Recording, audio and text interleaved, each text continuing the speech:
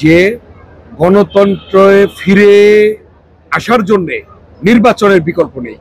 অতএব গণতন্ত্রে ফিরে আসতে হলে নির্বাচন অবশ্যই হতে হবে এবং নির্বাচনের মধ্য দিয়ে গণতন্ত্র ফিরে আসবে এবং দেশের জনগণের দ্বারা নির্বাচিত সরকার গঠিত হবে এবং সেই নির্বাচিত সরকার দেশ পরিচালনা করবে।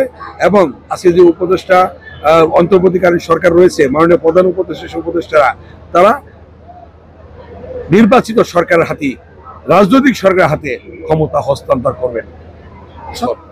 নির্বাসনে ছিলেন এবং রাজনৈতিক আশ্রয়ে ছিলেন।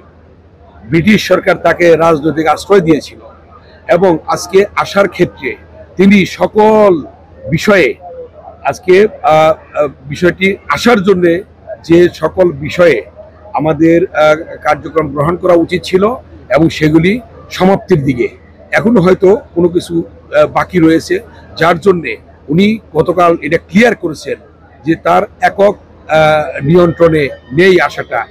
এবং সরকারের পক্ষ থেকে বলা হয়েছে, অন্তর্বর্তীকালীন সরকারের পক্ষ থেকে, যে তার আসাতে কোনো বাধা নেই, আসাতেও বাধা নেই এবং তিনি তার কাজগুলি শেষ করেই তিনি ইনশাল্লাহ আসবেন বাংলাদেশে এবং তিনি এসে বাংলাদেশের নির্বাচনে নেতৃত্ব দিবেন, বিএনপির নেতৃত্ব দিবেন এবং এই নির্বাচনের প্রচার কার্যে তিনি সশরীরে ইনশাল্লাহ অংশগ্রহণ করবেন।